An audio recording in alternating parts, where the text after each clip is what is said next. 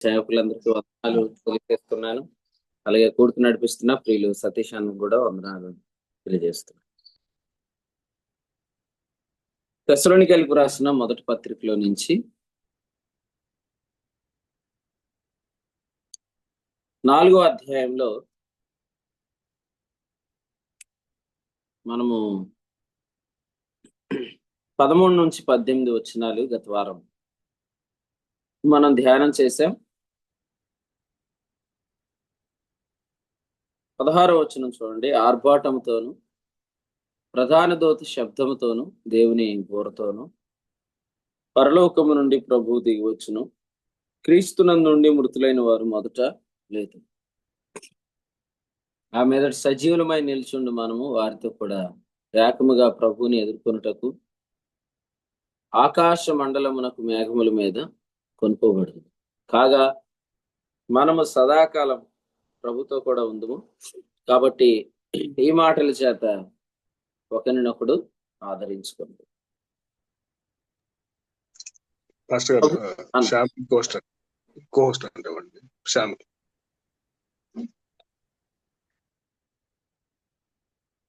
ప్రభు మనకు ప్రేమించి అనుగ్రహిస్తున్న ఈ వర్తమానంలో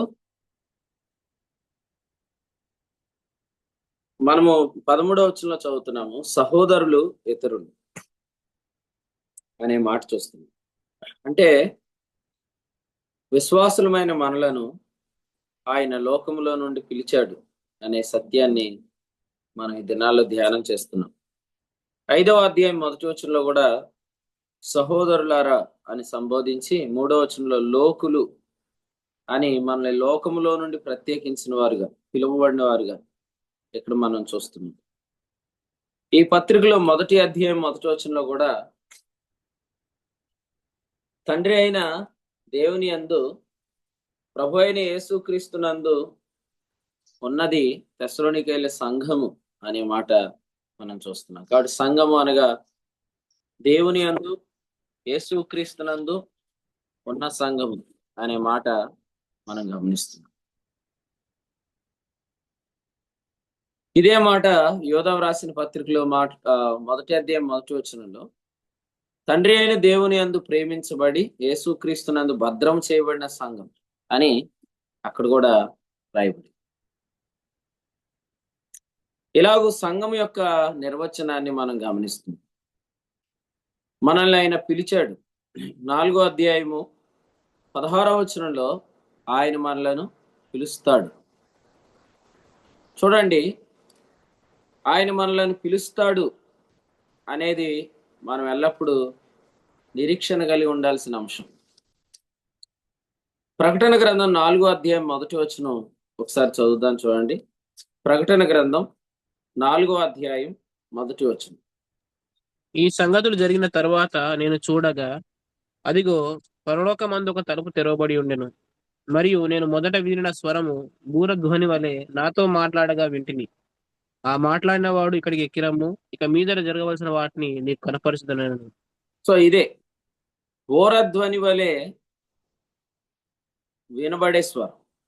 అయితే ఇక్కడ ఇంకో మాట ఉంది, నేను మొదట వినిన స్వరం అని వ్రాయబడింది. మొదట వినిన స్వరం అంటే అర్థం ఏంటంటే సంఘముగా ఏర్పడినప్పుడు కూడా మనం పిలువబడిన వారు. ఈ లోకములో నుండి యేసుప్రభు వచ్చినప్పుడు, మరి ఈ పరలోకము నుండి యేసుక్రీస్తు వచ్చినప్పుడు మనం ఈ లోకము నుండి పిలువబడతాం. అందుకని ఏమన్నాడంటే తెస్సలోనికైలకు రాసిన మొదటి పత్రిక మొదటి అధ్యాయం 4-5 వచనాల్లో మీరు ఏర్పరచబడిన సంగతి అన్నాడు. మీరు ఏర్పరచబడిన సంగతి, సంఘముగా ఏర్పరచబడ్డారు, సంఘముగా పిలువబడ్డారు. ఆ సంఘముగా పిలువబడినప్పుడు మనం ఎలా పిలువబడ్డామో అలాగే ఈసారి కూడా యేసు ప్రభు వచ్చినప్పుడు మనం పిలువబడబోతున్నాం. కాబట్టి ఆయన మనలను పిలుస్తాడు. ఆయన మనలను పిలుస్తాడు. హెబ్రీ 10:24 ప్రకారం ఆ దినం సమీపించటం మనం చూస్తున్నాం. ఆ దినం సమీపించటం మనం చూస్తున్నాం. చూడండి, అందుకని అక్కడ ఏమన్నాడు, సమాజముగా కూడుట మానక అన్నాడు. ఆ దినము సమీపించడం మనం చూస్తున్నాం. సమాజముగా కూడుట మానక అన్నాడు. సంఖ్యాకాండంలో ఒక వాక్యం చదువుదాం. 10వ అధ్యాయం తీయండి. సంఖ్యాకాండం 10వ అధ్యాయం మొదటి వచనం నుండి చదువు. యెహోవా మోషేకు ఇలాగ సెలవిచ్చెను, నీవు 2 వెండి బూరలు చేయించుకొనుము, నకిషు పనిగా వాటిని చేయింపవలెను. అవి సమాజమును పిలుచుటకును సేనలను తరలించుటకును నీకుండవలెను. ఊదువారు వాటిని ఊదినప్పుడు సమాజం ప్రత్యక్ష గుడారం యొక్క ద్వారం ఎదుట నీ యొద్ద కూడి రావలెను. వారు ఒకటే ఊదిన ఎడల ఇశ్రాయేలీయుల సమూహములకు ముఖ్యులైన ప్రధానులు నీ యొద్ద కూడి రావలెను. మీరు ఆర్భాటంగా ఊదినప్పుడు తూర్పు దిక్కున దిగి ఉన్న సైన్యములు సాగవలెను. మీరు రైట్, రెండవ మారు చదవండి. మీరు రెండవ మారు ఆర్భాటంగా ఊదినప్పుడు దక్షిణ దిక్కున దిగిన సైన్యములు సాగవలెను. వారు ప్రయాణమైపోవునప్పుడు ఆర్భాటంగా ఊదవలను. సమాజమును కూర్చున్నప్పుడు ఊదవలను గాని ఆర్భాటం చేయవలదు. రైట్, మళ్ళీ అహరోను చదవండి. కుమారులు మళ్ళీ చదవండి. 7వ వచనం. సమాజ సమాజమును కూర్చున్నప్పుడు ఊదవలను గాని కూర్చున్నప్పుడు ఆర్భటం సమాజమును కూర్చున్నప్పుడు సారీ. సమాజమును కూర్చున్నప్పుడు చూడండి, సమాజముగా కూడి వచ్చేటప్పుడు ఇవే బోరలు, కాకపోతే ఇవి ఆర్భాటముగా ఊదట్లేదు. యుద్ధం చేసేటప్పుడు ఆర్భాటముగా ఊదుతున్నారు. ఇప్పుడు మనం ఆర్భాటముగా ఊదే బోరకు సమీపంగా ఉన్నాం. ఆ సమయంలో ఏం చేయమన్నాడు? ఆర్భాటముగా బోర ఊదబడే సమయానికి ముందు సమాజంగా కూడి ఎక్కువగా రమ్మని చెప్పాడు. కాబట్టి మనం ఎందుకు ఎన్ని ఎక్కువ కూడికలు కలిగి ఉంటున్నాం? ఎందుకంటే మనం ఎందుకు ఎక్కువగా సమాజంగా కూడి వస్తున్నాం? కారణం ఏంటంటే ఆ దినము సమీపించడం మనం చూస్తున్నాం. ఆర్భాటముగా బోర ఊదబడుతుంది. ఆ రోజు మనం సైన్యముగా వెళ్ళిపోతాం. సైన్యముగా ఎందుకు వెళ్తాం? అప్పుడు యుద్ధం ఎవరితో చేస్తాం? హోషేయ గ్రంథంలో రాసినట్లుగా మనము కొరింథీయులకు రాసిన మొదటి పత్రికలో 15వ అధ్యాయంలో చదువుతున్నట్లుగా హోషేయ గ్రంథం 13వ అధ్యాయం 14వ వచనంలో, ఓ మరణమా నీ విజయం ఎక్కడ, ఓ మరణమా నీ ముల్లెక్కడని ఆ కడవరి శత్రువును ఆ రోజు మనము జయించేవారుగా మనము ప్రభు అయిన యేసుక్రీస్తు మూలముగా జయం అనుగ్రహిస్తున్న దేవునికి స్తోత్రం చెల్లిస్తూ కొరింథీ మొదటి పత్రిక 15వ అధ్యాయం 57లో చెప్పినట్లుగా మనమందరము రెప్పపాటులో మహిమయందు ప్రత్యక్షం కాబోతున్నాం. కొలసి పత్రిక 3వ అధ్యాయం 4లో చెప్పినట్లు. కాబట్టి ఎంతమంది యేసుక్రీస్తు త్వరగా వస్తున్నాడు అని నమ్ముతారో వారు సమాజంగా కూడటం మానరు. ఎందుకంటే సమాజంగా కూడి రావటం వలన హెబ్రీయులకు రాసిన పత్రిక 10వ అధ్యాయం 22లో చెప్పినట్లు మనము ప్రోక్షించబడిన హృదయం కలిగి ఉంటాం. ప్రోక్షించబడిన హృదయం, దీనినే కొరింథీయులకు రాసిన 2వ పత్రిక 3వ అధ్యాయంలో మా పరిచర్య మూలముగా మెత్తని హృదయములు అని చెప్పాడు. 3:3 మా పరిచర్య మూలముగా మెత్తని హృదయములు. ఎంత ఎక్కువగా ప్రభు సన్నిధికి వస్తే అంత ఎక్కువగా మనకి మెత్తని హృదయములు కలుగుతాయి.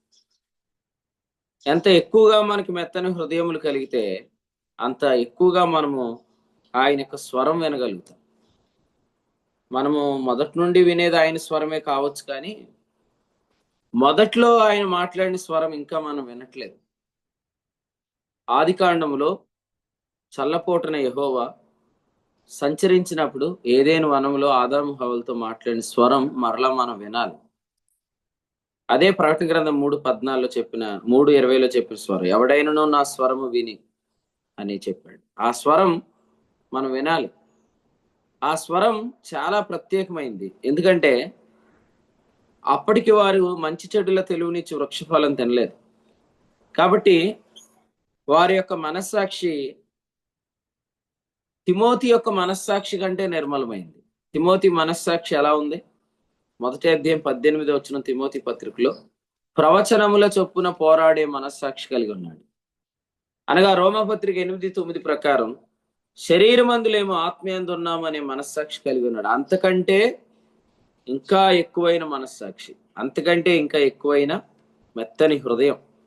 పరిత్యాగ పత్రిక అంటే ఏంటో తెలియని హృదయం. పరిత్యాగ పత్రిక అంటే ఏంటో తెలియని హృదయం, అది మెత్తని హృదయం. కాబట్టి ఆ స్వరం మరలా మనం వినాలి. ఈ దినాల్లో ఆ స్వరం మనకు కావాలి. ఎందుకంటే తిమోతికి రాసిన మొదటి పత్రికలో 4వ అధ్యాయం 1వ వచనంలో కడవరి దినములలో 3వ వచనం వివాహము నిషేధించుచు, కడవరి దినములలో వివాహము నిషేధించుచు. కాబట్టి కడవరి దినాలలో వివాహం నిషేధించేవారు ఉన్నారు. మరి ఈ దినాల్లో అవసరమైన స్వరం ఏది? పరిత్యాగ పత్రిక అనే అర్థం తెలియని దినముల హృదయములు మనకు ఉండాలి. పరిత్యాగ పత్రిక అంటే ఏంటో కూడా తెలియని ఆ సందర్భంలో మనం ప్రభు స్వరం వినాలి కదా. అందుచేత ఇంకా మనం ఆయన స్వరాన్ని వినాల్సిన వారముగా ఉన్నాం. కాబట్టి మా పరిచర్య మూలముగా మెత్తని హృదయంలో కూడి రావటమే. ఆ దినం సమీపిస్తుందని నమ్మిన వాళ్ళందరూ కూడా నిరాటంకంగా ప్రభు సన్నిధికి రాగలుగుతారు, నమ్మిన వారు. ఎందుకంటే ఆ దినము చూచును కొలది మీరు మరి ఎక్కువగా అలాగు చేయొచ్చు అన్నాడు. సాకులు చెప్పొద్దు, ప్రభు సన్నిధికి రావటానికి వంకలు చెప్పొద్దు. నిజంగా మీరు ప్రభు కొరకు ఎదురు చూస్తున్నారా? అలాగైతే మీరు తీతు పత్రిక 2వ అధ్యాయము 13వ వచనంలో చెప్పినట్లుగా శుభప్రదమైన నిరీక్షణ గలవారు, మహాదేవుడు మన రక్షకుడైన యేసుక్రీస్తు మహిమ ప్రత్యక్షత కొరకు మీరు ఎదురు చూస్తున్నవారు. కాబట్టి మీరు ఏం చేస్తారంటే మీరు నీతితో భక్తితో స్వస్థ బుద్ధితో బ్రతుకుతారు. సో ఇలా బ్రతికేవారు మరి నిరాటంకంగా ప్రభు సన్నిధికి వస్తారు, సమాజంగా కూడటం మానలేరు అనే మాట మనం చూస్తున్నాం.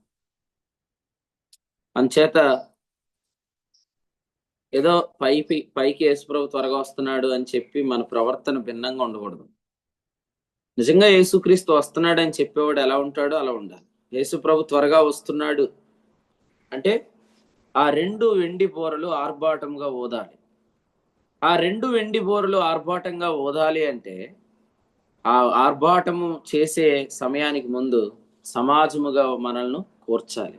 సమాజంగా కూర్చి మనతో ప్రభు మాట్లాడుతున్నప్పుడు పరిచర్య మూలంగా హృదయం మెత్తనబడుతుంది. యేసు ప్రభు శిష్యులు చేసిన పని ఏంటి? 6వ అధ్యాయం యోహాను సువార్తలు పచ్చిక గల చోటను కూర్చోబెట్టారు. నేనైనా ఈ పరిచర్యలో నా తోటి పనివారైనా చేసే పని ఏంటి? అందరినీ మెత్తని హృదయాలు కలిగిస్తాం. వెంటనే ప్రభు మీకు రొట్టె పంచి పెడతాడు, అంటే ప్రభు మీతో మాట్లాడతాడు. కాబట్టి మా పని కూర్చోబెట్టడం, ఆయన పని ఆహారం పంచిపెట్టడం. కాబట్టి కూరుస్తున్నాం, రెండవది కూర్చోబెడుతున్నాం, ప్రభు మీతో మాట్లాడతాడు. యోహాను సువార్త 6వ అధ్యాయంలో పచ్చిక గల చోటున అనేక మందిని వారు కూర్చోబెట్టారు. 10వ వచనం. ఫలితం ఏంటి? 11వ వచనంలో చూస్తున్నాం. అప్పుడు యేసు ఆ రొట్టెలు పట్టుకొని కృతజ్ఞతాస్తుతి చెల్లించి మరలా రాశాడు, కూర్చాను. అర్థమైందండి? ఆ వెండి బూరలు ఏం చేస్తున్నాయి? సమాజముగా కూర్చుతున్నాయి. సమాజంగా వచ్చిన వారిని శిష్యులు ఏం చేస్తున్నారు? కూర్చుండబెడుతున్నారు. కూర్చున్న వారికి ప్రభు ఏం చేస్తున్నాడు? ఆ రొట్టెలు పంచిపెడుతున్నాడు. ఆ రొట్టెలు ఆయన యొక్క ఆరంభ స్వరం, ఏదేనులో ఆయన మాట్లాడిన స్వరం. ఆ స్వరాన్ని మనం అపేక్షించాలి. దేవుడు ఏదేనులో ఎలా మాట్లాడాడో మనకి ఇంకా తెలియదు. మనం ఇంకా కొన్ని విషయాలు మాత్రం ఎరిగిన వారు. మన హృదయాలు ప్రోక్షించబడుతుంటుండగా, మన హృదయాలు మెత్తగా చేయబడుతుంటుండగా ఆ స్వరాన్ని మనం వినగలుగుతాం. అది మనం వినాలి. ప్రభుకు స్తోత్రం. ఇప్పుడు తెస్సలోనికీయులకు రాసిన మొదటి పత్రికలో 4వ అధ్యాయంలో 16వ వచనంలో మనం విన్నట్లుగా ఆర్భాటం అనే మాట మనం ఆలోచన చేస్తున్నాం. ఆర్భాటముగా ఊదుతున్న బోర. ఆర్భాటముగా ఊదుతున్నారంటే ఖచ్చితంగా మనము యుద్ధం చేయడానికి వెళ్తున్నాం. అయితే ప్రధాన దూత శబ్దం అనే మాట ఉంది చూడండి. ప్రధాన దూత శబ్దం అంటే అర్థం ఏంటంటే, ప్రధాన దూత ఎవరిక్కడ? మికాయేలు. సో యోధా రాసిన పత్రికలో మనం చదువుతున్నట్లుగా 9వ వచనంలో ప్రధాన దూత అయిన మికాయేలు అనే మాట చూస్తున్నాం. మికాయేలు ఎప్పుడొస్తాడు? ప్రకటన గ్రంథం 12వ అధ్యాయం 7వ వచనంలో అంతటి పరలోకమందు యుద్ధము జరిగెను అన్న దగ్గర రాశాడు, మికాయేలును అతని దూతలను ఆ ఘట సర్పముతో యుద్ధము చేయవలెనని ఉండగా. కాబట్టి ఆర్భాటం ఎందుకు? సైన్యముగా బయలుదేరటానికి. ప్రధాన దూత శబ్దం ఎందుకు? యుద్ధం జరుగుతుంది కాబట్టి. చూడండి, ఇక్కడ కూడా మనం గమనిస్తున్నాం. జాన్ పాల్, ప్రధాన దూత శబ్దం అంటే అర్థం ఏంటి? యుద్ధం జరుగుతుంది, మికాయేలు వస్తున్నాడు అని అర్థం.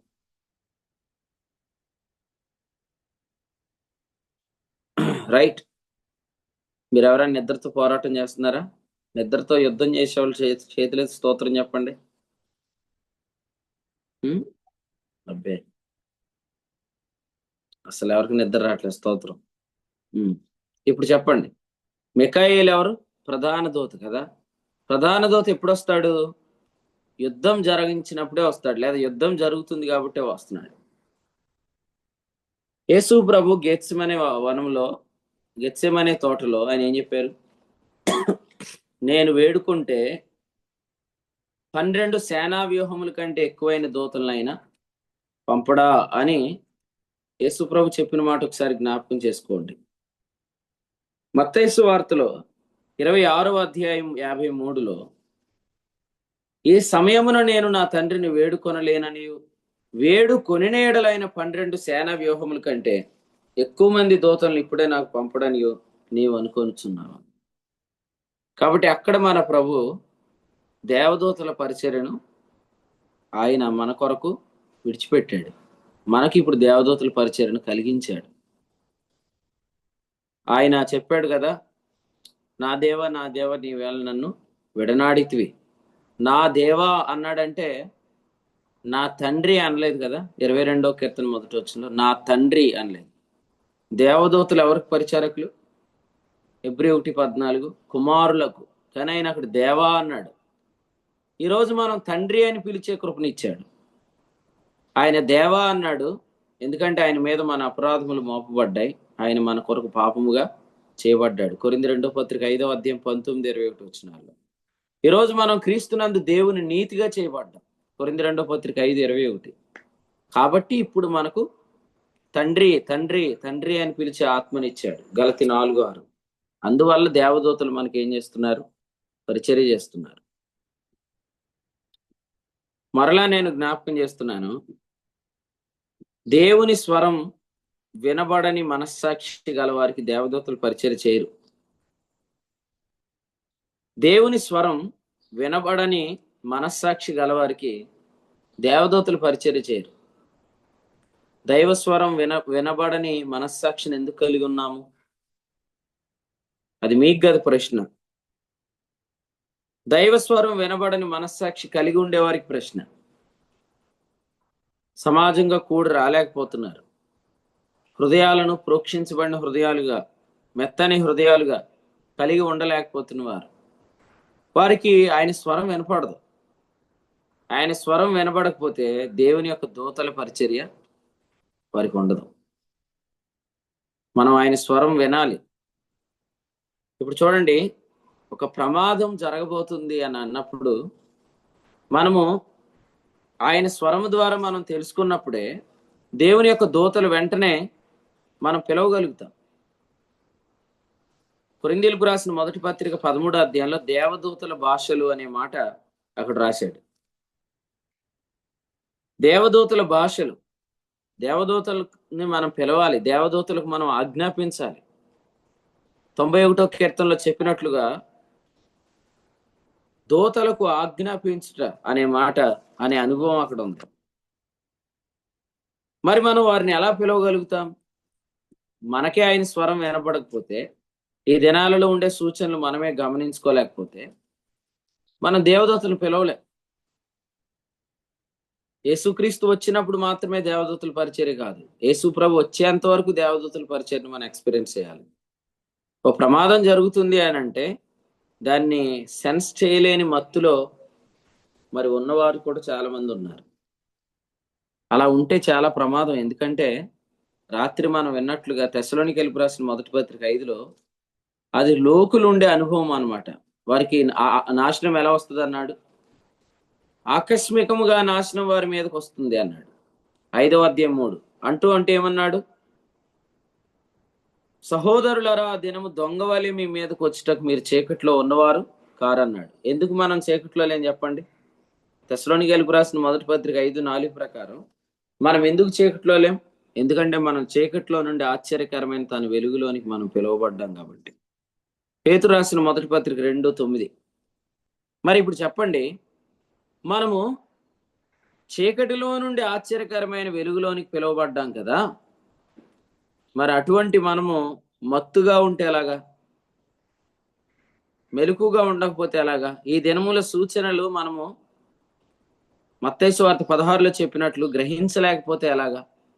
అలా గ్రహించలేకపోతే దేవదూతలు మనం పిలవలేం. వారు మన పక్షంగా ఎటువంటి యుద్ధము వారు చేయలేరు.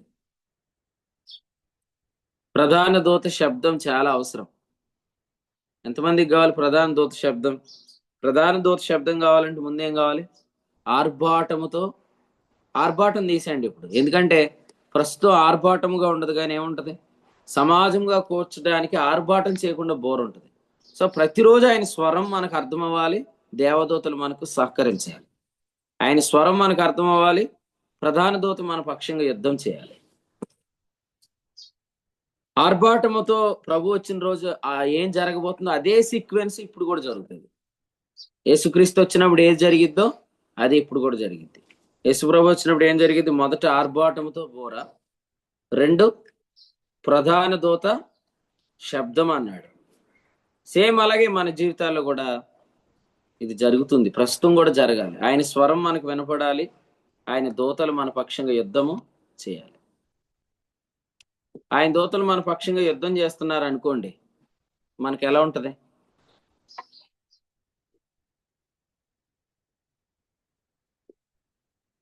ఆదికాండం 32వ అధ్యాయం మొదటి వచనం చదవండి.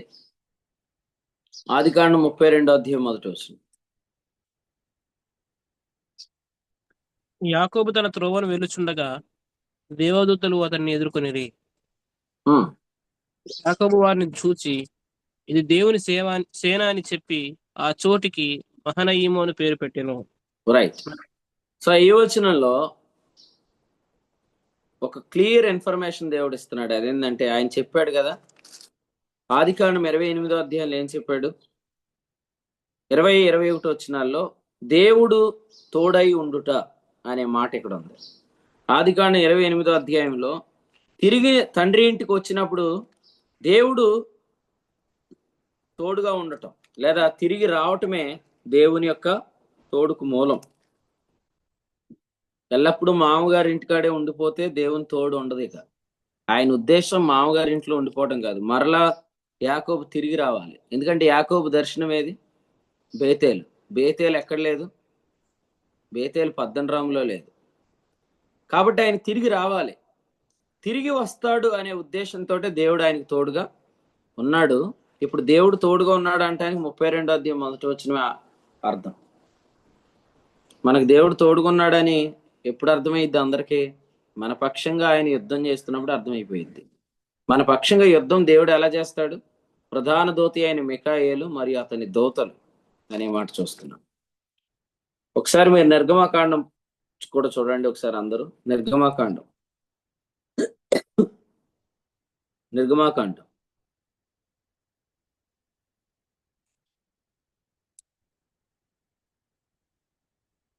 14వ అధ్యాయం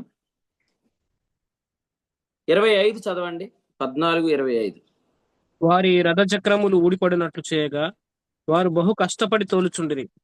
అప్పుడు ఐగుప్తీయులు ఇశ్రాయేలీయుల ఎదుట నుండి పారిపోదాం రండి, యెహోవా వారి పక్షమున మనతో యుద్ధము చేయుచున్నాడని చెప్పుకొనిరి.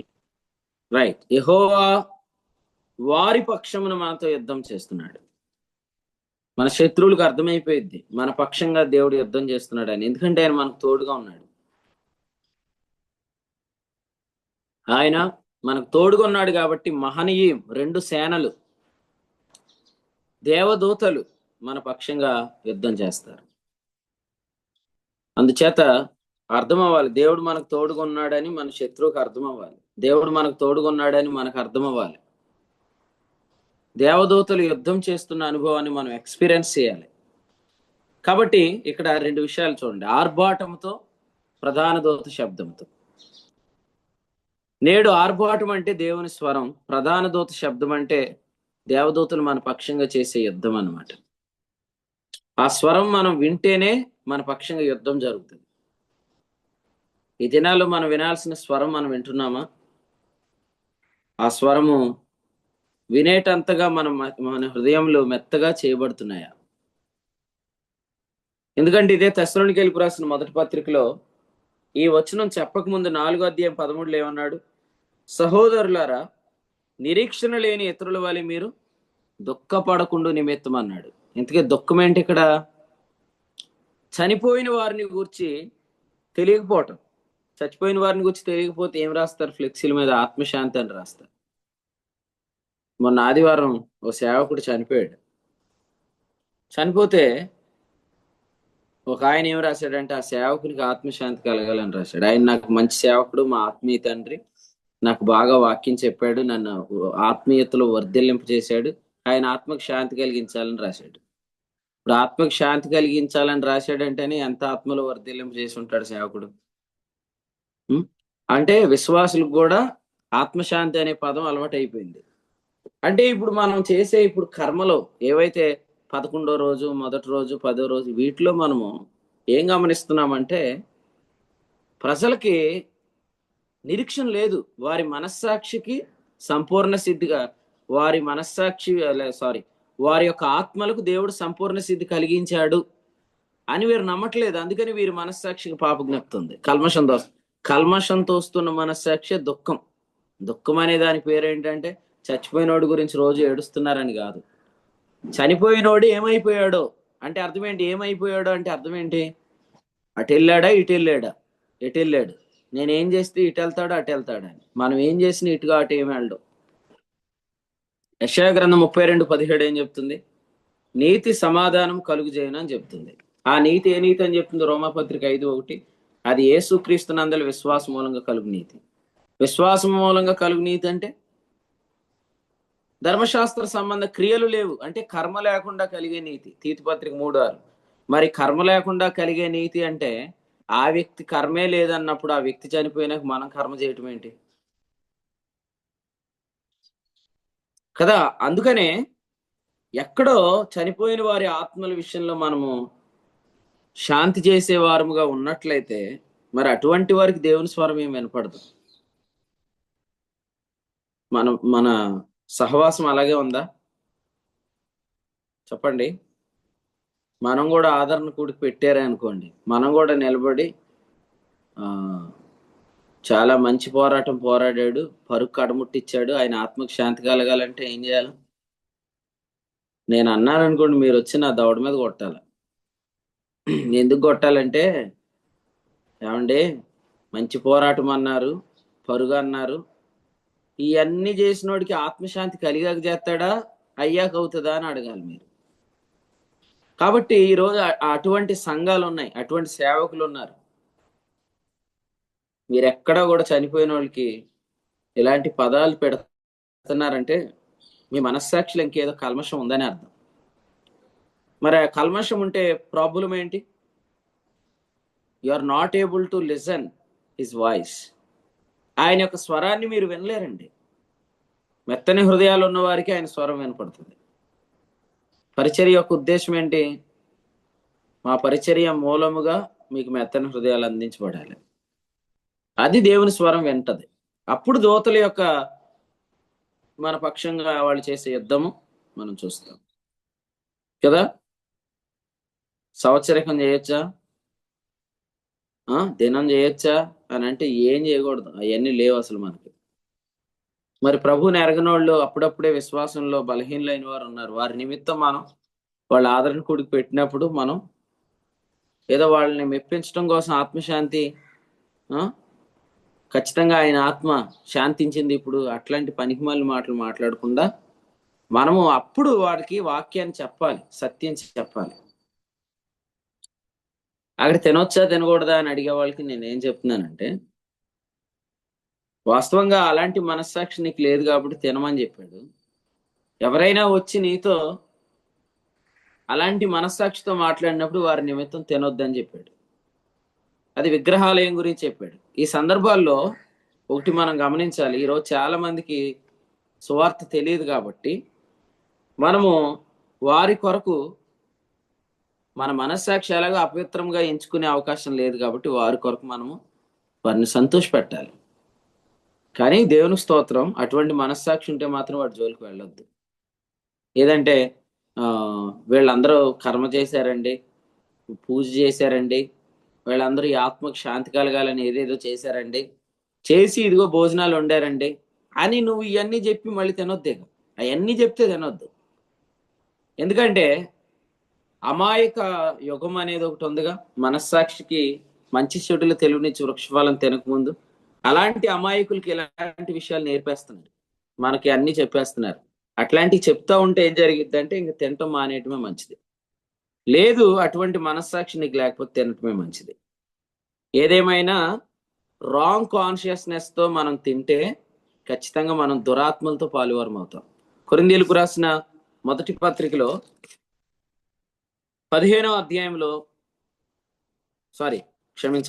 అధ్యాయంలో మనం చదువుతున్న వచనాల్లో అదే వ్రాయబడింది. ఏమనుందంటే 21వ వచనంలో దెయ్యముల పాత్రలోని మీరు త్రాగనేరరు అని చెప్తూ దెయ్యములతో మీరు కలుసుకుంటున్నారు అని చెప్పాడు. ఈ వచనంలో దెయ్యములతో మీరు కలుసుకుంటున్నారు అని చెప్పాడు. ఎప్పుడైతే మనము ఈ అపవిత్రమైన మనస్సాక్షితో తింటామో అప్పుడు మనం కలుసుకునేది క్రీస్తుతో కాదు. అర్థమవుతుందా? చనిపోయిన వాళ్ళ గురించి మీకు నిశ్చయిత ఉందా? నిరీక్షణ ఉందా? నిశ్చయిత ఉంటే నిరీక్షణ ఉంటుంది. నిశ్చయిత ఏముండాలి? వారు ప్రభువునందుండి మృతులయ్యారు, సో వాళ్ళు ప్రభువునందు నిద్రిస్తున్నారు. నిశ్చయిత. నిరీక్షణ ఏంటి? మన ప్రభు వచ్చినప్పుడు మనం వారిని కలుసుకుంటాం, చాలు. వారి విషయంలో ఏమైపోయి ఉంటారు, నేను ఏం చేయాలి అని ఆలోచన చేయొద్దు. ఉంటే వాళ్ళ పేరిట ఎవడోప్పుడు మీతో తిరుగుతాడు. సాతాన్ గాడు ఏం చేస్తాడు? వాళ్ళని వాళ్ళ పేరిట తిరుగుతాడు వాడు. అందుకనే మనం కొన్నిసార్లు వింటా ఉంటాం, ఏమని? రాత్రి మా అమ్మ వచ్చేసింది అంటారు కొంతమంది. మీ అమ్మ ఎక్కడి నుంచి వచ్చేసిద్దిరా బాబు? రాత్రి మా అమ్మ వచ్చేసింది అంటారు, మా నాన్న వచ్చేసింది అంటాడు, మా తాత వచ్చేసాడు అంటారు. ఆ తాతలు మామూలు నాన్నలు వస్తాకే యేసుప్రభు తాళం చేయి పక్కనెట్టి నిద్రపోతున్నాడు ఏంటి? ఆయన వారిని పరదేశంలో భద్రం చేశాడు, కొందరిని పాతాళంలో భద్రం చేశాడు. యేసుక్రీస్తు వచ్చేదాకా జీవ పునరుద్ధానంలో పరదేశంలో ఉన్నవారు రారు. ధవళమైన సింహాసనం దగ్గర తీర్పు పునరుద్ధానం వరకు మృతుల లోకం కూడా రాదు. ఎవ్వరూ వచ్చేదానికి అవకాశమే లేదు. ఇటువంటి బలహీనమైన మనస్సాక్షి కలిగి ఉంటే మీకు దేవుని స్వరం వినపడదు. అసలు ఇప్పుడు ఆలోచించేయండి, మిఖాయేలు ఎందుకు చాలా మంది పక్షంగా యుద్ధం చేయట్లేదు? అర్థమైందా? ఎందుకంటే ఇటువంటి బలహీనమైన మనస్సాక్షి గలవారు దేవుని యొక్క వాక్యం వినలేరు. అందుకని వీలైనంత తక్కువగా మన యాక్టివిటీస్ లో ఉండాలి. ఇప్పుడు కొంతమంది చచ్చిపోయిన తర్వాత శవాన్ని పాతి పెట్టమంటారు, అక్కడతో పాతి పెట్టేసి మనం అక్కడి నుంచి సైడ్ అయిపోవాలి. ఇక మనం కూర్చొని మనం 11వ రోజు మనం 9వ రోజు అని మాట్లాడితే దెయ్యాలు తిరగకపోతే ఏం తిరిగితే మన చుట్టూ ఆడ కూర్చుంటాం, అవి మాట్లాడతాం. తర్వాత మళ్ళీ మనమే దగ్గరుండి ప్లేట్లు కొని వాటికి మనమే పేర్లు రాయిపించి మనమే డబ్బాలు పంచి పెడతా ఉంటే తిరగకపోతే ఏం జరుగుతాయి? So we are not belongs to that faith. So స్టెఫనును వాళ్ళు ఏం చేశారు? భక్తి గలవారు. అపోస్తల కార్యములు 8వ అధ్యాయంలో 2వ వచనంలో స్టెఫనును సమాధి చేశారు, చాలు. అది భక్తి. ఇంకా ఆ చనిపోయిన స్టెఫన్కి మళ్ళీ మనం అందరం వేసుకుందాం భోజనాలు అని అంటే అది భక్తి అవుతుంది, భక్తిహీనత అవుతుంది. స్టెఫన్ చనిపోయాడు, భక్తిగల మనుషులు అతన్ని పాతి పెట్టారు. భక్తి అంటే అదే. ఇంకా ఆ తర్వాత మనం ఇంకా మిగిలిన వాటిలో అంత ఆసక్తిగా ఇన్వాల్వ్ అవ్వకూడదు. కొంతమంది అవిశ్వాసులు ఉన్నారుగా, విశ్వాసులు బలహీనలు ఉన్నారుగా, వాళ్ళు ఇవన్నీ మాట్లాడుతూ ఉంటారు. వారితో కలిసి మనము సహకరించకుండా, ఏకీభించకుండా అవసరమైన రోజు మనము వెళ్ళాలి కదా. కొంతమంది అసలు ఎంత ధైర్యంగా ఫోన్ చేసి చెప్తున్నారంటే, అన్న 3వ రోజు పెట్టారన్న అంటారు. ఏంట్రా 3వ రోజు పెట్టారు, అసలు నువ్వు నాకు ఫోన్ ఎందుకు చేసావు, దెయ్యమా, ఓ సాతానా అని పిలవాలి వాళ్ళని అంతే. ఎందుకంటే అది దెయ్యం, అది మనతో మాట 3వ రోజు పెట్టారంటే దెయ్యం అది అంతే. వెంటనే మీరు "ఓ దెయ్యమా ఎందుకు నాకు ఫోన్ చేసామన్నాను". మీరు అట్లా అనగలరా? అట్లా అనండి. ఎందుకంటే అలాగ మనం ఈ లోకంలో వచ్చి ప్రత్యేకంగా ఉండాలి. ఎందుకంటే మీరు ఒకసారి కొరింథీయులకు రాసిన 2వ పత్రిక చదవండి. ఏం చెప్పాడు 6వ అధ్యాయం 18లో, మనము జీవము గల దేవుని ఆలయమై ఉన్నాము అని చెప్పి తర్వాత ఏమన్నాడంటే, మీరు ప్రత్యేకంగా ఉండండి, ఆయన మీలో సంచరిస్తున్నాడు కదా. మన ప్రభువు మన పాళ్యంలో సంచరిస్తున్నాడు అన్నప్పుడు మనం ప్రత్యేకంగా ఉండాలి వద్దా? నేను వారిలో నివసించి సంచరించును. ఏదైనా వనంలో ఆయన ఏం చేస్తున్నాడు? చల్లపోటును సంచరిస్తున్నాడు. మరి సంచరించే వాని స్వరం మనకు వినపడాలంటే కదా, ఇప్పుడు ఆ రోజు వాళ్ళు ఆ మంచి చెడుల తెలివినిచ్చి వృక్షఫలం తినేశారు. అలాగే ఈ రోజు మనం కొన్ని జ్ఞానం నేర్చుకోకూడని జ్ఞానం నేర్చుకుంటున్నాం. ఆ జ్ఞానం మనకు ఎవరు నేర్పకుండుదురుగాక. ఈ ఉదయం మనం చదువుకున్న వాక్యంలో నేర్పబడితిరి అంటే ఎవరి చేత నేర్పబడితిరి? నేర్పబడితిరి అనే మాట కదండి. దేవుని చేతనే. వెరీ గుడ్ అండి, దేవుని చేతనే. సో మనం దేవుని చేత దేవుడు ఎలాంటివి నేర్పిస్తాడా? 9, 11, 3, 7 ఇవి మనకు నేర్పించడు. అందుకనే ఆయన రాగానే మీకు అసలే దిగంబరులని ఎవడు చెప్పాడు అని అడిగేశాడు వెంటనే. అంటే ఇప్పుడు మన పిల్లలకు కొన్ని విషయాలు తెలియదు, కానీ స్కూల్కి వెళ్ళిన తర్వాత ఏం చెప్తారు, రే నువ్వు గూగుల్ ఓపెన్ చేసి పలాన్ని సెర్చ్ చేయరా అని వాళ్ళు నేర్పిస్తారు. అందుకనే కొరింథీయులకు రాసిన మొదటి పత్రికలో 14వ అధ్యాయంలో ఏమన్నాడు? దుష్టత్వం విషయంలో శిశువులుగా ఉండండి. 20వ వచనం, బుద్ధి విషయంలో పెద్దవారుగా ఉండండి. మనకు భయం వేసేస్తూ ఉంటది అనమాట. మన పిల్లలకి ఎవరో ఈ సెర్చ్ వర్డ్స్ నేర్పిస్తారు. ఫలానా వెబ్సైట్ ఓపెన్ చేయి, ప్లే స్టోర్లోకి వెళ్ళు, ఫలానా యాప్ ఇన్స్టాల్ చేయి కదా. పిల్లల్ని పాడు చేసేస్తున్నారు బయట. మరి తల్లిదండ్రులు ఏం చేయాలి? పిల్లలు రాగానే కాళ్ళు కడుక్కోరా, బ్యాగ్ గార్డ్ పెట్టేసి డ్రెస్ మార్చుకొని ఆడుకోరా అని చెప్పటం కాకుండా వాళ్ళ మనస్సాక్షిని కూడా కడగండి. వాళ్ళ కాళ్ళు అంటే వాళ్ళ మనస్సాక్షిని కూడా కడగండి. మనమేమనుకుంటామంటే ఇటు కాళ్ళు కడుక్కోకుండా వస్తే దెయ్యాలు వచ్చేస్తాయి అనుకుంటా. అసలు భావం అది కాదు. వాడు మనస్సాక్షి కడుక్కోపోతే వాడితో అపవిత్రతలు మన ఇంట్లోకి వచ్చేస్తాయి. పిల్లలే తీసుకొస్తారు కొన్నిసార్లు ఇవన్నీ మనకి తలకాయ నొప్పులు. ఎందుకంటే వాళ్ళ మనస్సాక్షి బలహీనంగా ఉంటుంది. వాళ్ళు బయట లోకస్తుల మాటలు బాగా విని వాటిని వీళ్ళు నేర్చుకుంటున్నారు. అందుకే చూడండి, మన పిల్లలు కూడా మనకు తెలిసిపోతారు. మన ఆధ్యాత్మిక జీవితంలో వర్ధిల్తున్న కొద్దీ మన పిల్లలు ఎవరితోటో కలిశారని మనకు అర్థమైపోయింది. సో ఇప్పుడు మళ్ళీ బలిద్దామా? ఏం జాను, పిల్లల కోసం మళ్ళీ బలి చేద్దామా?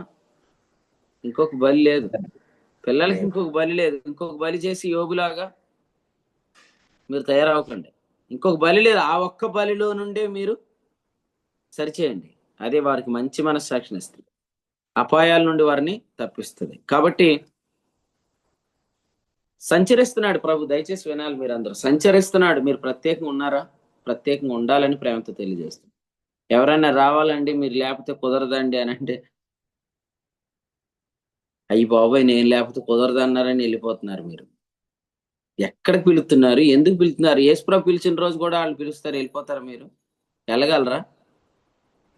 ఈ మధ్యాహ్నం 1 గంటకి యేసుప్రభు పిలుతున్నాడు అనుకోండి, సాయంత్రం 5 గంటలకు మీరు రాకపోతే కుదరదండి, మీరు రిబ్బన్ కట్ చేస్తేనే అన్నాడు అనుకోండి, ప్రభుకి చెప్తారా నాయన నువ్వు 5 తర్వాత రమ్మంటారా? మన ప్రత్యేకత మీకు తెలుసు కదా. కొన్నింటికి మనల్ని పిలిచి మీరు రిబ్బన్ కట్ చేయమని ఎందుకంటారు? ఎందుకంటే అలా చెప్తే కానీ నువ్వు రావని వాళ్ళకి తెలుసు. మనమే ప్రోగ్రామ్ ఎలా సెట్ చేస్తాం? పాటిస్తే వస్తాడండి, మాటిస్తే వస్తాడండి, ప్రార్థనిస్తే వస్తాడండి అని మనమే చెప్తాం. అదే ట్రిక్ వాళ్ళు ప్లే చేస్తారు. విగ్రహ సంబంధమైన అపవిత్రతకు మనల్ని రిబ్బన్ కట్ చేయమని పిలుస్తారు. అప్పుడు మనము పెద్ద పెద్ద ఆఫీసర్లకు ఫీల్ అయిపోయి వెళ్ళిపోకూడదు. ఆలోచన చేయండి, ప్రత్యేకంగా ఉండండి. మీలో ప్రభు సంచరిస్తున్నాడు. మరి మీకు ఆయన స్వరం వినపడకపోతే ఎలాగూ? నేను వారిలో నివసించి సంచరింతును. 7వ అధ్యాయం 1వ వచనం చదవండి, కొరింథీ 2వ పత్రిక. మనకు ఈ వాగ్దానములు ఉన్నవి గనుక దేవుని భయముతో పరిశుద్ధతను సంపూర్ణము చేసుకోండి అన్నాడు. శరీరమునకును ఆత్మకును కలిగిన సమస్త కల్మషం అన్నాడు.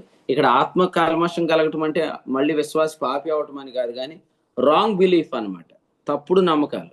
ఆత్మ అంటే అర్థం ఏంటి? Wear the faith produces. విశ్వాసం ఎక్కడైతే ఉత్పన్నం అవుతుందో ఆ స్థానమే ఆత్మ. అక్కడ మనకి ఏమేమి ఉంటాయంటే తప్పుడు నమ్మకాలు ఉంటాయి. సో రాంగ్ బిలీఫ్స్, ఈ రాంగ్ బిలీఫ్స్ అన్ని కడగబడాలి కదా.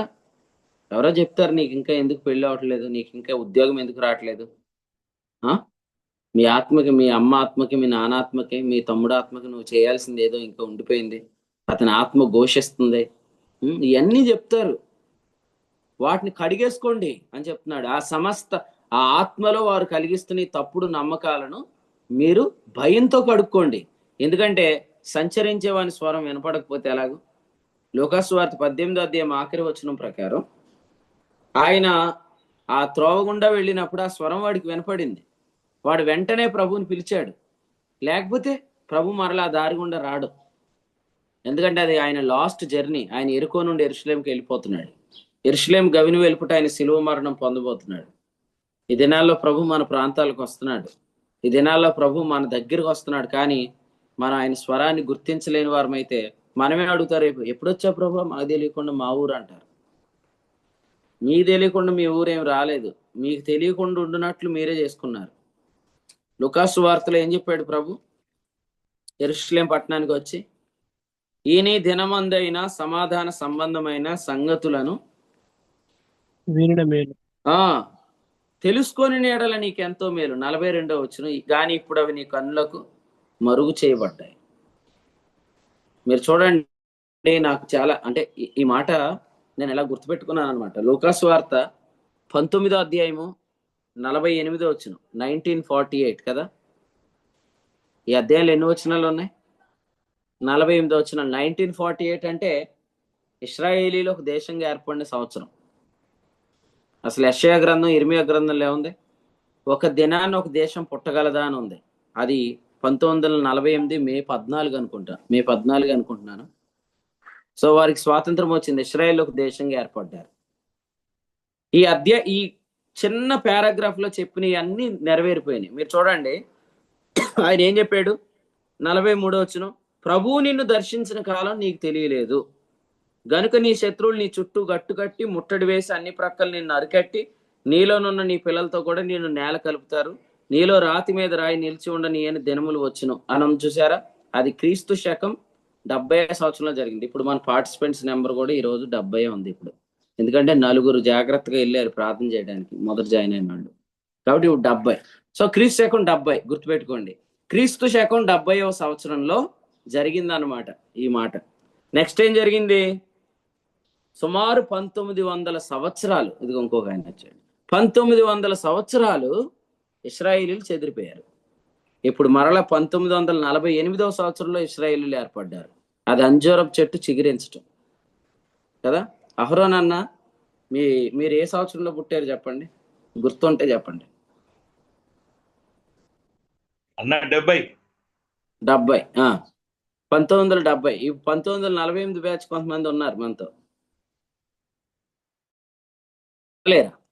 1948 జనరేషన్ ఇప్పుడు కూడా బతికే ఉన్నారు చాలా మంది. అంటే ఈ జనరేషన్ గతించకుండానే యేసుప్రభు వస్తాడు. ఈ తరము గతించకుండానే యేసుప్రభు వస్తానన్నాడు కదా. కాబట్టి 1948 ఆ టైంలో పుట్టిన వాళ్ళు జనరేషన్ ఇప్పటికి బతికే ఉంది. కాబట్టి యేసుప్రభు మన దినాల్లోనే వస్తాడు, మనం ఆయనను చూస్తాం. గుర్తుపెట్టారా? 1948. అందుకని ఈ అధ్యాయం 1948తో ముగిసిందని నా నమ్మకం. నేను నమ్మి స్తుతిస్తాను ప్రభుని ఎప్పుడు. ఈ వచనం 48వ వచనం ఏంటి? ప్రజలందరూ ఆయన వాక్యం వినుటకు ఆయనను హత్తుకొని ఉండరంటే తిరిగి మరలా గ్యాదరింగ్ అన్నమాట. చెదిరిపోయారు, మరలా గ్యాదర్ అవుతున్నారు. కాబట్టి 1948 నుండి ఇశ్రాయేల్ ఒక దేశంగా ఏర్పడింది. అయితే ఇన్ని సంవత్సరాలు వాళ్ళు ఎందుకు చెదిరిపోయారు? కారణం, వాళ్ళని దర్శించిన కాలం వారు ఎరగలేకపోయారు. ఈరోజు కూడా ప్రభు మన ప్రతి పట్టణంలో, ప్రతి పల్లెలో, ప్రతి ప్రాంతంలో ఆయన సంచరిస్తున్నాడు. ఏదేను వనంలో సంచరించిన స్వరం ఆంధ్ర, తెలంగాణ, ఇండియాలో, ప్రపంచ దేశాల్లో సంచరిస్తుంది. కానీ కొందరు విశ్వాసులు దాన్ని గ్రహించలేకపోతున్నారు. ఎందుకంటే వారి మనస్సాక్షి అంతా గట్టిగా లేదా బలహీనమైపోయింది, వారి హృదయం అంతా కఠినమైపోయింది. మరి మన హృదయాలు ఎలా ఉన్నాయి ఆలోచన చేద్దాం. మనల్ని మనం ప్రత్యేకించుకుందాం, ఎందుకంటే ఆయన మనలో సంచరిస్తున్నాడు. అందుకనే అన్నాడు దేవుని భయం ఉండాలండి. ఏదో వెళ్ళిపోయి మనం అన్ని ఇన్వాల్వ్ అయిపోయి వచ్చి చేతులు కడుక్కుంటే దెయ్యాలు పోతాయి అనుకోద్ది. సౌలు సమూయేలు సందర్భాలు అలాగే ఉన్నాయి. అమాలేకీలు పూర్తిగా నిర్మూలన చేయమంటే అమాలేకీలు పూర్తిగా నిర్మూలన చేయకుండా వచ్చి ఏం చెప్తున్నాడు? వందన వచనం చేస్తున్నాడు. అలాగే ఈ రోజు కూడా మనము ఇలాంటి వాటి జోలికి వెళ్ళొద్దంటే వెళ్ళి అందులో చేతులు పెట్టి అందులో కాళ్ళు పెట్టి ఇప్పుడు వచ్చి చేతులు కడిగేసుకుంటే వెళ్ళిపోతుంది దురాత్మ? ఖచ్చితంగా కాదు.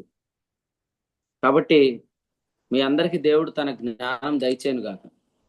సో ఈ ఉదయకాలం ఈ వర్తమానంలో ఆర్భాటం అంటే ఏంటో విన్నాం, ప్రధాన దూత శబ్దం అంటే ఏంటో విన్నాం. తర్వాత ఏముంది? దేవుని బోర కదండి, దేవుని బోర. దేవుని బోర ఎలా ఉండబోతుంది అని మనం ఆలోచిస్తే కొరింథీయులకు రాసిన మొదటి పత్రిక 15వ అధ్యాయం ఆఖరికి చదువుకొని మనం కొరింథీయులకు రాసిన మొదటి పత్రిక 15వ అధ్యాయం 51 నుంచి 52 వచనాలు చదువుదాం. ఇదిగో మీకు ఒక మర్మము తెలుపుచున్నాను. మనమందరము నిద్రించము, కాని నిమిషంలో ఒక రెప్పపాటున కడబూర మ్రోగగానే మనమందరము మార్పు పొందుదము. బూర మ్రోగును, అప్పుడు మృతులు అక్షయులుగా లేపబడుదురు, మనము మార్పు పొందుదము. రైట్. ఇప్పుడు చూడండి, ఎప్పుడైతే ఈ దేవుని బోర బోధపడుతుందో మనమందరము, ఇక్కడ మాట ఉంది ఏమనంటే ఏకముగా అనే మాట మనం తెస్సలోనిక మొదటి పత్రిక 4లో చదువుకున్నాం. అలాగే ఇక్కడ కూడా మనం చూస్తున్నాం, మనం అందరం కూడా ఒకేసారి అక్కడ గ్యాదర్ అవబోతున్నాం. ఎంతసేపు పడుతుంది ఈ గ్యాదరింగ్కి? రెప్పపాటులో మనం అక్కడ ఉంటాం. కాబట్టి ఫైనల్ డేస్ లో మనం అందరం ఆలోచన చేయాల్సింది ఏంటంటే, రెప్పపాటులో అందరూ వస్తున్నారంటే అర్థం ఏంటంటే సమస్తం ఆయన పిలుపులోనే ఉంది తప్ప మన యొక్క సామర్థ్యంలో లేదు. ఇశ్రాయేలును కూడా దేవుడు అలాగే పిలిచాడు. 6 లక్షల మంది ఐగుప్తులోండి సేనలుగా బయలుదేరారు. వారు తడవు చేయలేకపోయారనే మాట మనం ఈ మధ్యకాలంలో విన్నాం. 12వ అధ్యాయం తడవు చేయలేకపోయారు. రేపు కూడా తడవేం చేయం. రెప్పపాటు అంటే అర్థం ఏంటి? అందరూ ఒకేసారి వచ్చేస్తారు. నేను ప్రశ్న అడుగుతాను, ప్రభు దినములు సమీపించి ఉంటుండను, అటువంటి విధేయత ఉందా? పిలవగానే వచ్చే విధేయత మీలో ఉందా?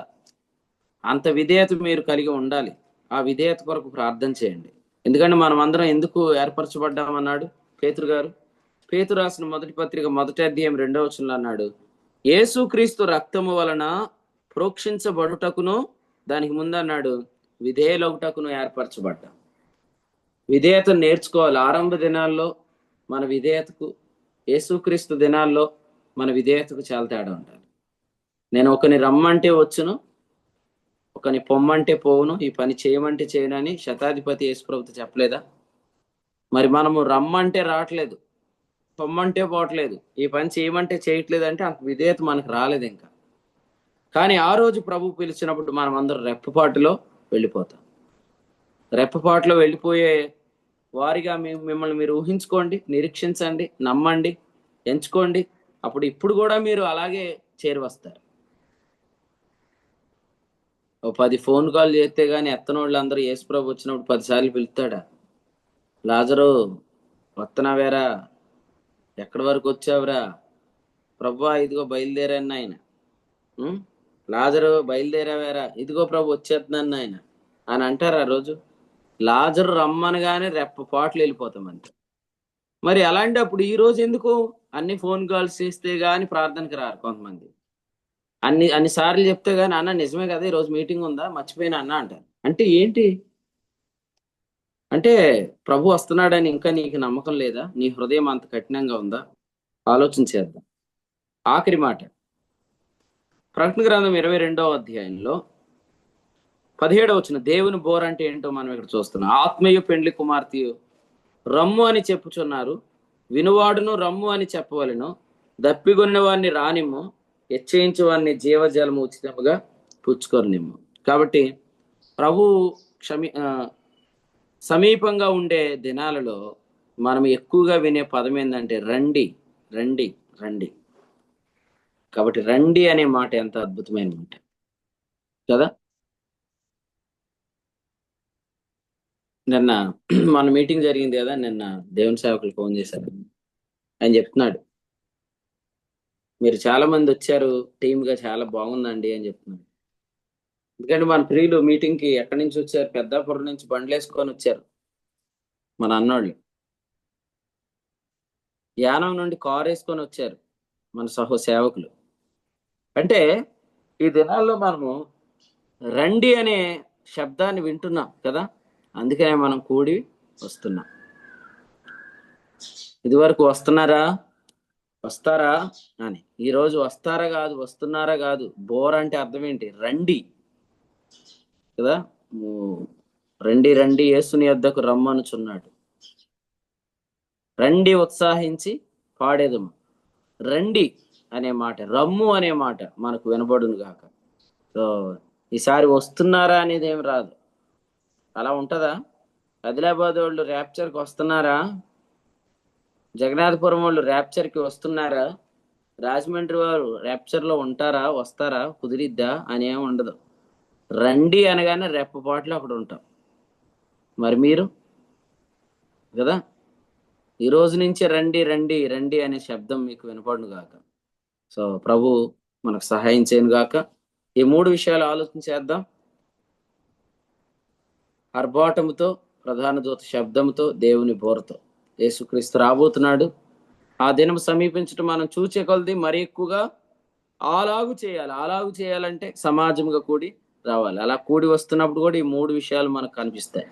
ఒకటి ఆయన స్వరం, రెండవది ఆయన దూతలు మన పక్షంగా చేస్తున్న యుద్ధం, మూడవది మనం నిర్లక్ష్యం లేకుండా, అలక్ష్యం చేయకుండా మనం దేవుని పని జరిగించటం, ప్రేమ చూపుచు సత్క్రియలు చేయటం, దేవుని బోర రెప్పపాటులో మనలో కలిగించే విధేయత మనలో కనిపిస్తుంది.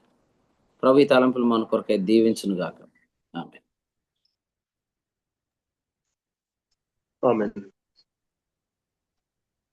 ఏవైనా శ్రేష్టమైన సంగతులను యొక్క పత్రిక ధ్యానం ద్వారా, సేవకుల ద్వారా ఉదయకాలం తెలియజేశారండి. మనం దైవస్వరం విని తండ్రి అని పిలిచే ఆత్మనిచ్చి దేవుని దేవదూతల ద్వారా మనం పరిచయం మనం పొందుకోవాలని చెప్పి, మనం స్వరం వినకపోతే, మనకు స్వరం వినబడకపోతే దేవదూతల పరిచర్య ఉండదు అని చెప్పి, ఈ దినాల్లో సూచనలు మనం గమనించుకోవాలని, గ్రహించాలని చెప్పి, మన పక్షంగా దేవుడు యుద్ధం చేస్తున్నాడు అని అంటే దేవుడు మనకు తోడుగా ఉన్నాడు అని, మనం ప్రత్యేకంగా ఉండాలి అని చెప్పి, మనం ప్రత్యేకపరచుకోవాలి అని, మనం ప్రభు దినము మనకి ప్రభు వచ్చే దినం సమీపించి ఉండగా మనం పిలవగానే, రండి అని పిలవగానే వచ్చే విధేయతను మనం అందరం కలిగి ఉండాలి అని చెప్పి మనకి ఎంతో స్పష్టంగా ఈ యొక్క ఉదయకాల సమయంలో దేవుని సేవకుల ద్వారా దేవుడు అనుగ్రహించిన వర్తమానాన్ని బట్టి దేవునికి మహిమ ఘనత ప్రభావం చెందిన గాక. ఈ యొక్క కుడి పక్షాన దేవుని సేవకులకి వందనాలు తెలియజేసుకుంటానండి. కూడికలో ప్రార్థన చేసిన వారికి, అదేవిధంగా కీర్తన ద్వారా ప్రభు నామాన్ని మహింపరిచిన వారికి, వాక్య సహార్థం ప్రార్థించిన వారికి, వాక్య పఠనం వినిపించిన వారికి ప్రత్యేకంగా వందనాలు తెలియజేసుకుంటున్నానండి. ఇంతవరకు ఈ యొక్క కూడికలో నిలిచియండి వాక్యాన్ని శ్రద్ధగా విన్న వీళ్ళందరికీ ప్రత్యేకంగా వందనాలు తెలియజేసుకుంటున్నానండి. ఈ యొక్క కూడిక అనంతరము లింక్ ప్రేయర్ ఉంటుంది కాబట్టి మీ సమయాల్లో లింక్ ప్రేయర్ లో జాయిన్ అయ్యి ప్రేయర్ ని కొనసాగించవలసిందిగా ప్రేమతో మనం చేస్తానండి. అదేవిధంగా ఈ యొక్క ఈ దినము మంగళగిరిలో కూడిక ఉంది కాబట్టి దయచేసి మంగళగిరి పరిసర ప్రాంతాల్లో ఉన్నవారు డైరెక్ట్ గా ఆ యొక్క కూడికి అటెండ్ అవ్వాల్సిందిగా ప్రేమతో మనం చేస్తున్నాము. ఈ సమయంలో ముగింపు ప్రార్థనతో కూడికను ముగించుకున్నాము. ఎవరన్నా ప్రేరేపించబడిన వారు ముగింపు ప్రార్థనతో కూడిక ముగించవలసిందిగా ప్రేమతో మనం చేస్తాం.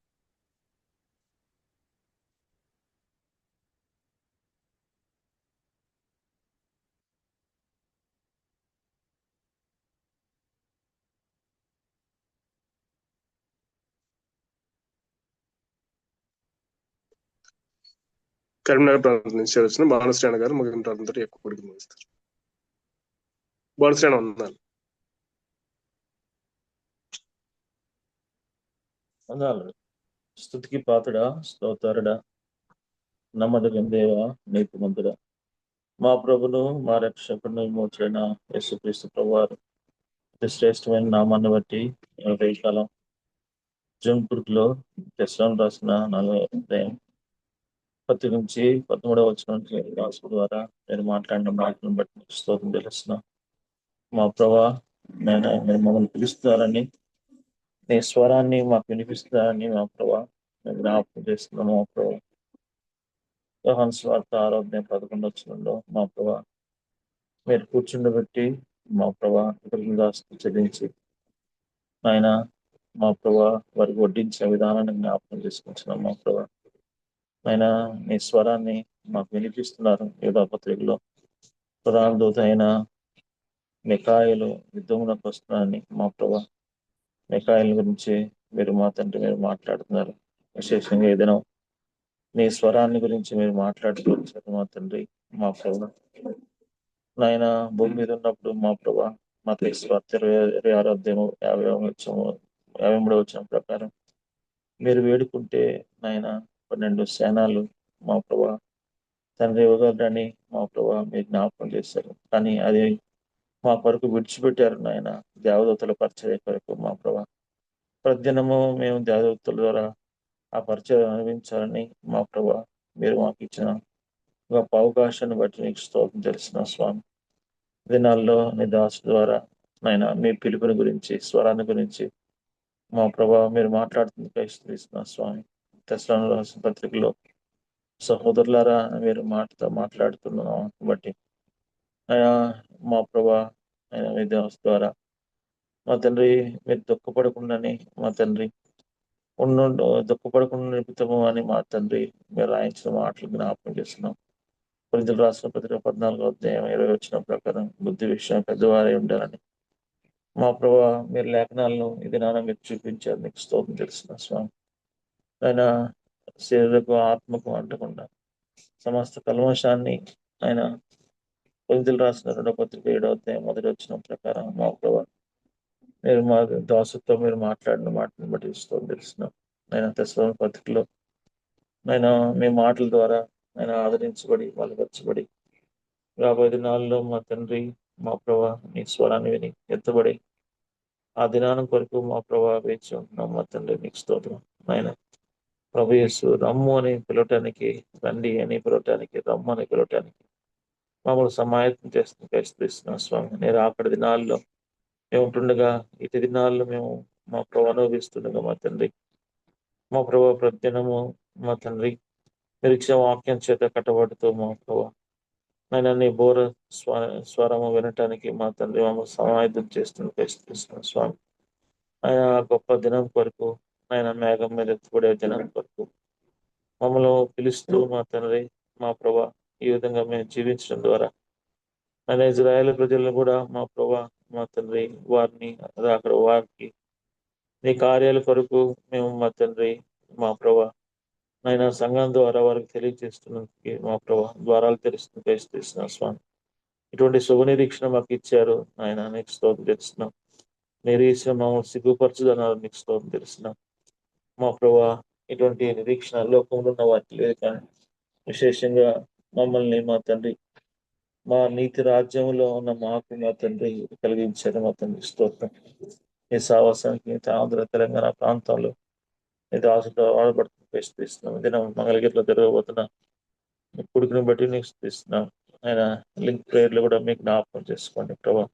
ఆదిలాబాదు పరిచర్య విషయంలో కూడా మా ప్రభా మీరు ద్వారా జరుగుతుంది కాన్ఫరెన్స్ స్థిస్తున్నాం స్వామి. బెంజమిన్ భుజముల మధ్య ఉండే మా ప్రభా వర్తమానాన్ని మీరు తండ్రి మీరు ఇచ్చారు. నీకు స్తోత్రం తెలిసిన స్వామి. మా ప్రభా ఆయన మరి కాన్ఫరెన్స్ కొరకు సిద్ధపడుతుందిగా మీరు చేసిన ప్రతి మేలుని బట్టి ద్వారాలను బట్టి నీకు స్తోత్రం తెలిసిన స్వామి. దినాల్లో కూడా మీకు జ్ఞాపకం చేసుకోండి ఆయన. అనేక విషయాల్లో మా తండ్రి సహాయకరంగా గత దినాల్లో కాన్ఫరెన్స్ లో మీరు చేసిన విధంగా ఆయన కరీంనగర్లో హైదరాబాద్ లో ఇంకా ముందు నాలో చేసిన కాన్ఫరెన్స్ కంటే ఎక్కువగా హైదరాబాద్ లో మీ కార్యం జరిగిస్తున్నా స్వామి. మీరు సమకూడటానికి మా ప్రభా మీ కార్యం జరిగించుకుని మీరు తీసుకొస్తున్న వర్తమానం బట్టి మమ్మల్ని ఐక్యపరుస్తూ సమాధానపరుస్తూ ఆయన సావాసన ఏర్పాట్లు మీరు మమ్మల్ని ఉంచి ప్రతిదినము విస్తరింపజేయడానికి ప్రయత్నిస్తున్నాను. విశేషంగా ఇది ఆశను బలపరుస్తుంటే ఏమైనా కాలం ముందు లేపి ఈ సత్యాన్ని పట్టుకొని మా ప్రభా అనేక మందిని ఆకర్షించడానికి ఆయన జనుల మధ్య నేను లేఖనాలు వాక్య లేఖనాలు ఇచ్చి పట్టుకున్నప్పుడు మా ప్రభా అనేక లేఖనాలను బట్టి ఆకర్షించబడుతున్నారు. మా తండ్రి నీకు స్తోత్రం తెలుస్తున్నాం. ఇదే సత్యము, ఇదే మంచి సావాసం మా ప్రభా. ఆయన ఇటువంటి సావాసాన్ని మమ్మల్ని చేర్చి మమ్మల్ని ఐక్యపరిచి ఆయన విస్తరింపజేయడానికి మీరు ప్రయత్నిస్తున్నారు స్వామి. ప్రతి విషయంలో మీరు చేస్తున్న మేలును మేము జ్ఞాపకం చేస్తున్నాం. ఆశ్చర్యకాలను చూస్తున్నాం మా ప్రభా. ప్రతి వారం మేము చేసే ప్రార్థనలో మా తండ్రి లింక్ ప్రేయర్లో అనేక అద్భుత కార్యాలు జరిగిస్తున్నారు. నీకు స్తోత్రం తెలుస్తున్నాం. విస్తరింపజేస్తున్నారు, మేరలు ఇస్తున్నారు. నీకు స్తోత్రం తెలుస్తున్నాం. మా ప్రభా కుంటిపడిన వారిని లేపుతున్నారు. మా ప్రభా గాయపడిన వారిని ఆయన కడుతున్నారు. నీకు స్తోత్రం తెలుస్తున్నాం. ఇటువంటి మీ కార్యాలను బట్టి నీకు స్థిస్తూ ఆయన రాబోయే దినాలు మరి ఎక్కువ కార్యాలు జరిగిస్తూ మేము చూడబోతున్న స్థిస్తున్నాం. మా తండ్రి మా ప్రభా నడిపిస్తున్న సతీష్ గారిని, అనోక్ గారిని ఆయన సహకారులు ఎంతమంది ఇచ్చారు. నీకు స్తోత్రం తెలుస్తున్నాం. సేవకులను బట్టి రాబోయే దినాల్లో కూడా ఇంకా అనేక మంది యవనులు నీ వైపు ఆకర్షించబడి ఆయన పరిచయకు ముందు రావడం చూపించమని పనిచేస్తున్న మా సేవకు తోటి సేవకులందరినీ బట్టి నీకు స్థిస్తూ బలపరుస్తూ ఇటువంటి మంచి సావాసాన్ని మాకు ఇచ్చిన స్తోత్రం తెలుస్తూ గంత మహిమా ప్రభావాలు మీరే పొందమని క్రీస్తు వేసుకున్నాను నడిపించినాం తండ్రి. పొందాను సతీష్. పొందారన్న ముగింపు ప్రార్థన చేసిన బాలశ్రేణ గారికి కుడి పక్షాన వందనాలండి. ఒకరికొకరు వందనాలు తెలియజేసుకుని అందరికీ వందనాలు. అందరికీ వందనాలండి. అందరికీ వందనాలండి. అందరికీ వందనాలండి. అందరికీ వందనాలన్నా. అందరికీ వందనాలండి. అందరికీ వందనాలు. అందరికీ వందనాలు. అందరికీ వందనాలు.